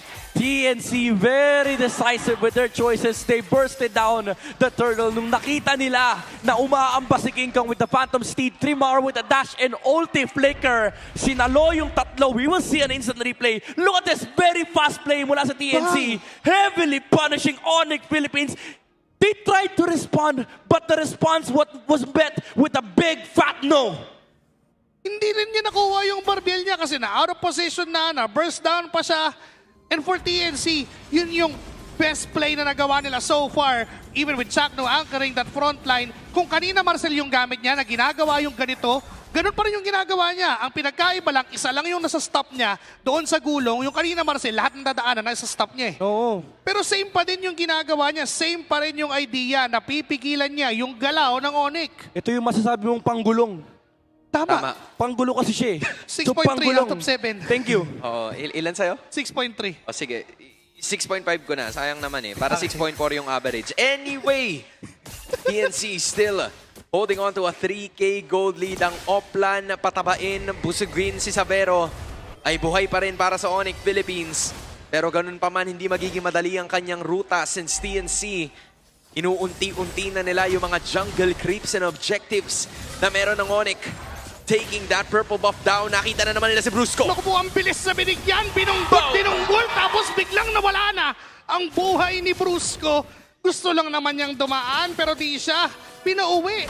Pinauwi siya, pero pinatay. Oh, kawawa naman si Brusco, men. Kanina pa siya napagtitripan nung game 1 pa lang. Ngayon, game number 2. Again, kapag nakita siya, kapag lumawit siya sa mapa, pwede siya i-burst ng TNC. And look at this defense mula sa TNC. They're already looking for the next target. Look at Trimar. Nag-aabang na agad ng susunod na pupuntahan. Even si Chuck na pagulong na dyan. With oh my goodness. That ultimate mula kay Trimar, may papuwersa yung flicker ni Super Friends. At alam ng TNC yun, maaaring umengage muli mamaya. Pero Savero, ganda ng ginagawa niya dito kumukuha ng trade doon sa mga minions at pinupush niya at pinipressure yung deadline. Dalawa ang kinailangan lang ng TNC para i-burst down yung Lord, and then the rest, gaya na sinabi mo Midnight, naghahanap na lang sila ng target. Ngayon, humahakbang na ang Lord sa may bandang ibaba with almost a 5K gold lead. Chakno's looking for the next target. Yeah, ang mahirap pa rito for Onyx Philippines when they picked up the parcel, they thought they could set the tempo, but because TNC got the tempo themselves, yung pressure ng feathered airstrike nasa kamay ng TNC. Pwede silang copy and storm, and madadagdagan pa dyan yung damage na kailangan nila to actually utilize yung deadly magic na hawak dito ni Zaida. Nandiyan na rin at papasok ang TNC. Storm, pinakidop yung Phantom Steed. Sera mula kay Trimar. Nakatakas din naman doon si Brusco. Di pa niya man nagamit yung flicker niya, so maganda pa rin. Pero tumakbo yung ultimate ni Savero. Naipit doon si Storm. Kaso nga lang may counter-engage mula sa side ng TNC. Pero si Trimar ay bumagsak ang buhay. Chuck na is low na rin. Zaida! Tumatal si Ryota. Zaida Savero! Inabot ni Savero. Buhay na si Savero. At Triple kill na nakuha niya. May kinamay niya pa ba? Kasi si Benny Cutie is down on his headless maniac for the first and ever Filipino import. Xavier Savero has taken flight sa MPL Philippines ano training arc. Lalaban ako dito. Gila performance at ni Savero, maniac for the Obsidia. Isang magandang ultimate lang. First target, he was able to land it on Stone, finally shutting down 1-0 on the side of TNC. Oh my and goodness. after that, everything crumbled. Walang ultimate si Trimar. Zaida was caught in a very awkward position even though ang dami niyang dash. Yung hat-trick nasa maling pwesto and Savero finds him once again. Wala ring humawak sa kanya at all. Libreng-libre, lahat ng posisyon, lahat ng free hit. Savero, andun na yung insurance policy, nakuha na. Tol, bukas ang bangko ng Biyernes ng gabi. For some reason, nag-withdraw yung nagbunga na. Nakapag-withdraw ng halos 10K. In terms of gold, itong si Savero, enough to be able to get the tides to turn slowly into their favor. Hahanap na naman ang TNC. Hindi nila hahayaan na basta-basta lang dumaan ang kalamangan. Si Savero naman ang kanya nakita. Pinuntahan niya doon at hindi niya sinubukang paalisin. Naiipin na si Chakno. Nandiyan ang mga members ng TNC. Trimar, pinatot yung ultimate. Savero? Sa kay Savero. Down! Tingin down! At tutumba. Kapalit na rin ang buhay ni Trimar. And even Brusco'y wala na rin pala. Ngayon tumutuloy ang TNC. Side of 5 Super Breeze. And it is the wipeout. But Benny Cutie says, nag-media ka kanina. Ako naman ngayon. Ano ba kasing sinasabi mong bukas ang bangko? Sinabi nga ni Stove, sarado!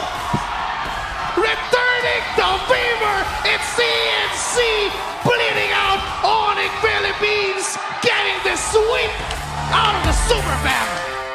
Revenge match. TNC thinks not. Sweep para sa unang panalo for Season 17. Kakaiba ang pagbangon muli ng Phoenix Army. With Storm coming in, they find the right recipe, the right ingredient. And this aggression, this fast gameplay, once again, dismantles Onyx Philippines. What a poetic way para tapusin at bawiin yung kalamangan na yun. Yes, nakamaniac nga ang gold laner ng Onyx, but Benny Cutie has his own version plus the series win. Onyx Philippines would stay in the unfortunate column pero babalik sila. Sigurado ng mas malakas, but for TNC, sila yung nagbalik ng mas malakas at mas determinado after being down 0-2 in their first games in Season 17. Bigla ang may nag-shift. This is how it looks like. Yeah, I want to say, tulad ng binanggit ni Renmar kanina, yung pag-control ng River sa may mid lane, it's not just the trio mid anymore. Sometimes you have to bring in the XP, and they did just that.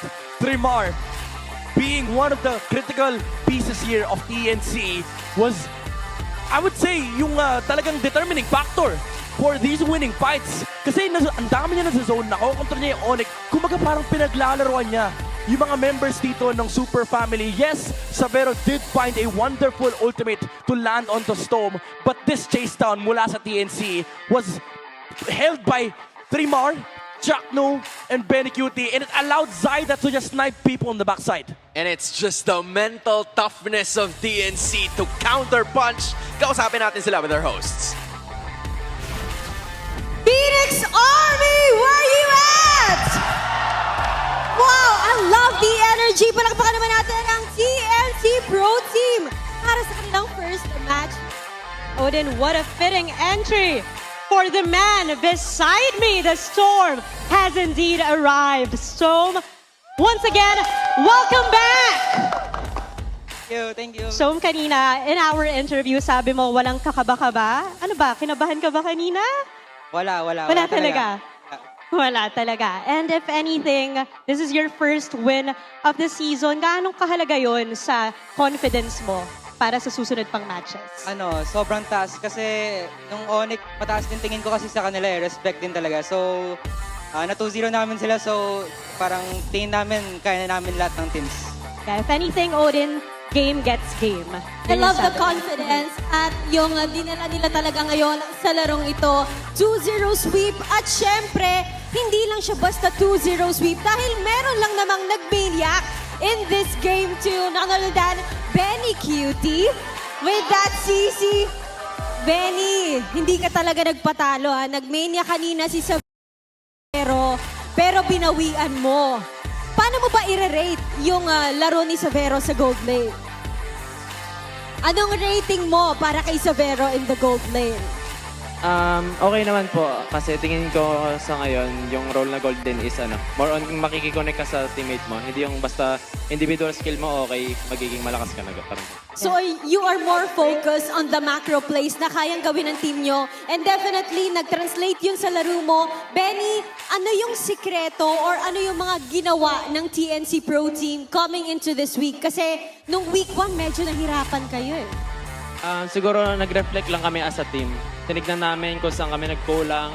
And pinukusan talaga namin yung yung parang main issue talaga. Hindi yung issue na lumabas lang kasi natalo kami ng week 1. So hindi nyo tinambayan ang problema. Instead, humanap kayo ng solution. Thank you so much, Benny. And with that, gusto ko naman kausapin si Chaknu! Chaknu, dito ka nga sa gitna. Chaknu, grabe yung Marcel mo, no? Kasi ibang klase talaga, especially nung game 1. Maalala natin na nagamit na rin siya last week. Ano ba yung sikreto? Bakit napakabilis tumakbo ng Marcel mo? Ano yung sikreto mo pag ikaw gumagamit nun? Kumbaga, Para tips na rin sa mga RG boys. Oo nga. lang job. Anong tips mo sa mga RG boys sa paggamit ng Marcel? Siguro, laruin lang ng laruin. Tapos enjoyin yung pag picture. Enjoy niya raw. More picture, more fun. Maraming salamat, Chaknu. Hindi niya binigyan ng tips, basta laruin niyo, kayo na bahalang dumiscover. Oo. And of course, again, it's another sweep. It's a sweep for this team. But right now, I think everybody's itching to know sino ang MVP for this match. Let us see!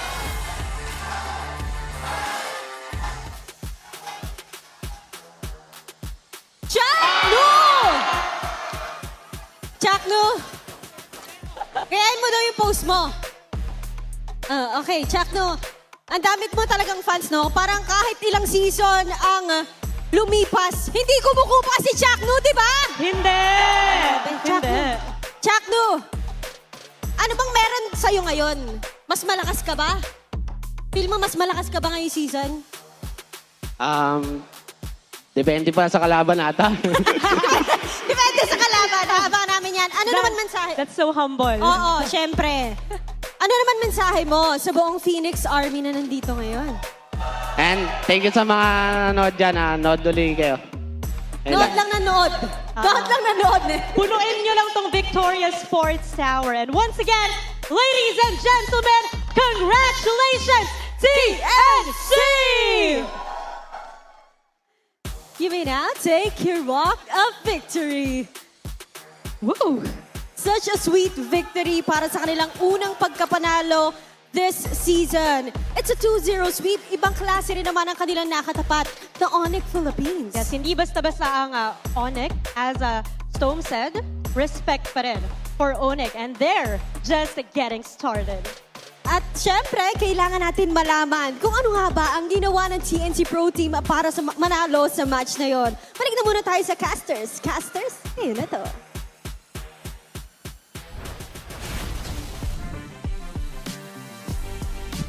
Sigurado na dahil sa performance ng TNC, yung yaya ni Chaknu, alam mo, parang magyayarang sa bilyaran eh. No? Not kaya ulit. Not kaya ulit. O, sige. Wala na, yun na yun. Oh, yun na yun eh. Sige. But then, I gotta say, ibang klase yung nakita natin sa game number 2. May naka-maniac, si Sabero yon. Tapos binalikan din ng maniac ni Benny Q. Sabi niya, hindi pwede dito sa Pilipinas yan, boy. Dapat kapag may maniac sa kalaban, dapat ako din. And kita naman natin na hindi pa tapos ang fighter era ni Benny Cutie. As much as ayaw niya magsora, pwede na may bigay kay Trimar. And akin na yung CC. Tama naman. And I really can get over that last clash Saan nakita natin, sobrang layo pa ni Chakno doon. Sobrang layo pa ng mga members ng TNC doon. Pero nag-decide na siya na, sige, hawak ko si Savero, habulin nyo kami dito. No, ito yung yung nabuo na nilang connection di ba? Yung kay Chakno, yung kay Benny, actually kahit nga ata si Storm, saka si Chakno, nagpang-abot sila, di ba? Sa Smart Omega. Oo nga. Abot ba sila for a while? Hindi ko na maalala. Hindi ko na maalala. Tanda ko na kasi, lumalabas yung edad Pero ang ganda nung din kasi, ang ganda nung naging sagot. Oo nga daw. Ang tanda ko na no? Pero alam mo, ang ganda kasi nung naging sagot ng TNC na wag lang natin i-overthink. Laruin lang natin yung laro natin. Exactly. Nakita natin, nagbago talaga, men. Sinabi ko na kanina, tanggalin nila yung pressure, laruin lang nila yung laro nila, and it bled through in this game. They played very fast. Even after a maniac, by the way, from Savero, most teams would be afraid of Obsidia. Sabi ng TNC, anong afraid?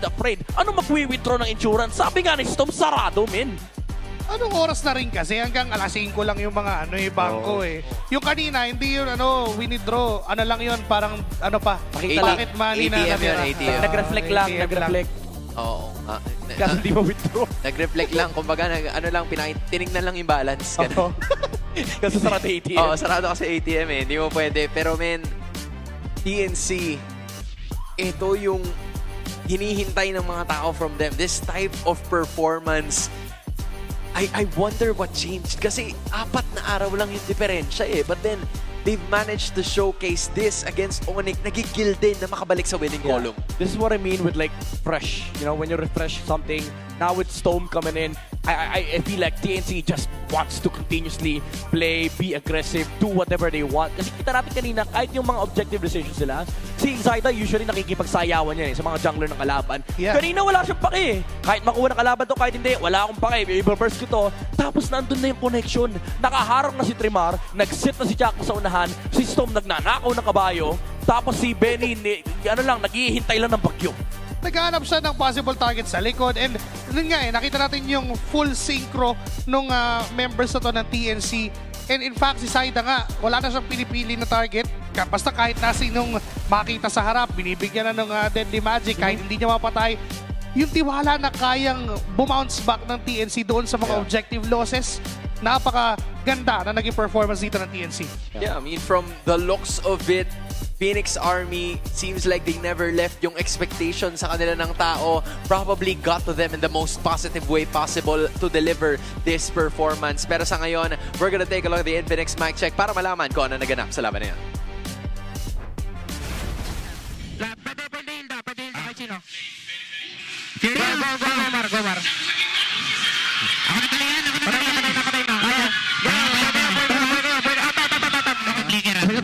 Trade lang yan. After neto, kailangan nating mirror yung Obsidia. Dito, lamang tayo sa farming, tas si Coco nagsosole. Mirror natin yung... Tunga, pre. Pre. First flicker out. Pre, kailangan natin bilisan na yung Obsidia baka mag-setup. Para pakita, wag kayo pakita. Ito sa Obsidia step. Hindi, I mean... Abutan niya, pre. Go. Tara,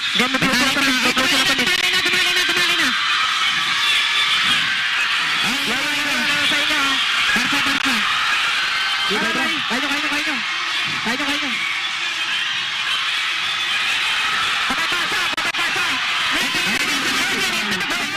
Ba't ang nabuhay doon? Hindi ko alam. Tawa, boss. Kalma. Ate na to!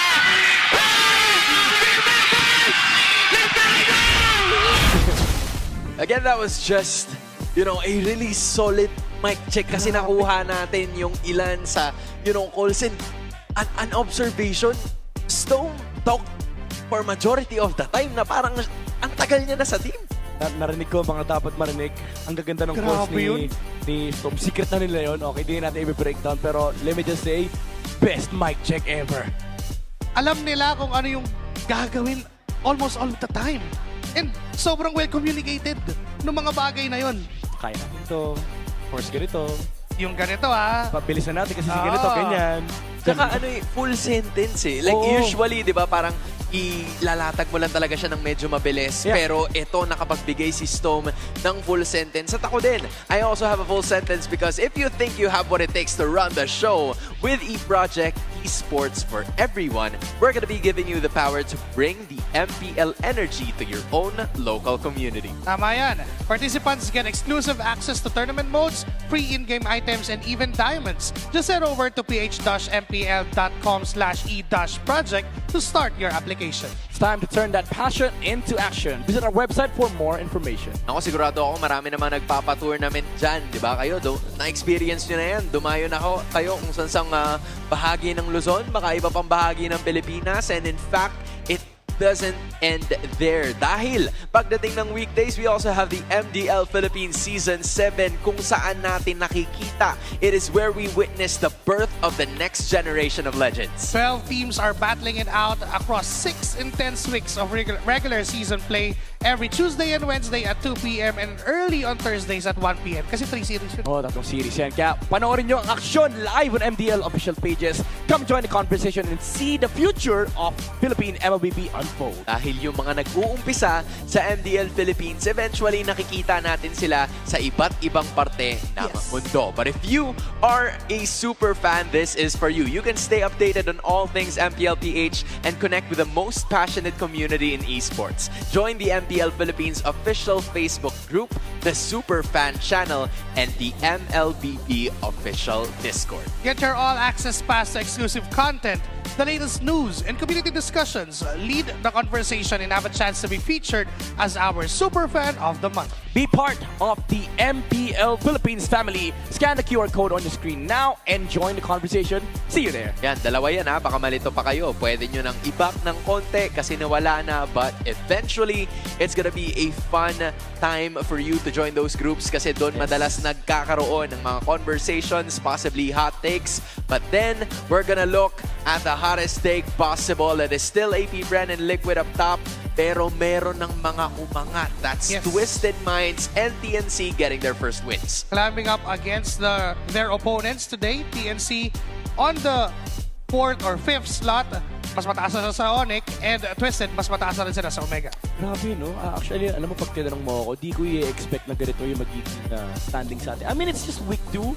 We haven't seen everything yet, but so far, maganda yung pinapakita ng ating mga teams. At ang maganda, ang pinapakita so far ay ang Sonics, Bees, and Auroras being the 3 undefeated teams para sa ating Infinix Pansik laban. For context, sila po ay naglalaban-laban fan groups, fan clubs bago magsimula ang ating tournament proper. So kung magpunta kayo dito, you're a member of a fan or you're a fan of a specific team, why not join? Oh, di ba? Nandyan sa mismong labas lang ng Champions Arena, nagaganap ang Fansik. Fansik na yung tawag talaga eh. Sorry. Di ba ako updated eh?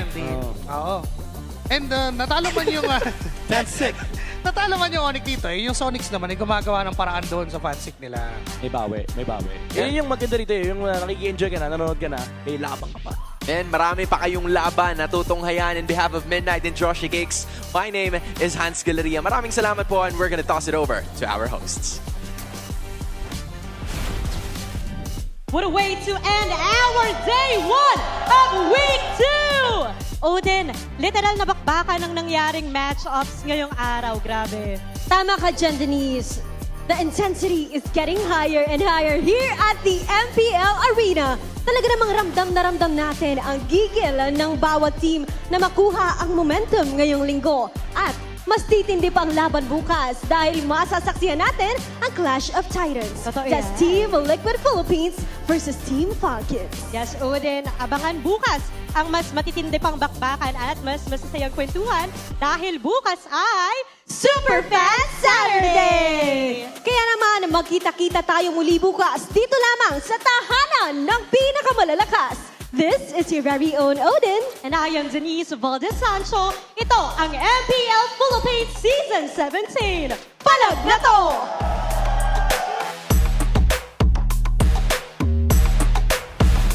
Season of MPL Philippines is brought to you by the following sponsors. Infinix, the official gaming phone partner, the power behind every Madlang gamer. Smart, the simply reliable connectivity partner of the MPL. Our partner in esports, Clear Men. And our strategic partners, TT Racing, Ferry, and SIP. Don't miss any MPL action by following our official Facebook and subscribing to our YouTube channel. Follow Mpl Ph on TikTok for more content.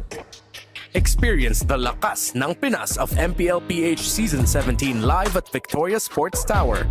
Grab your tickets now via the official Mpl Ph website. MPL Philippines is monitored and supervised by the Games and Amusement Board.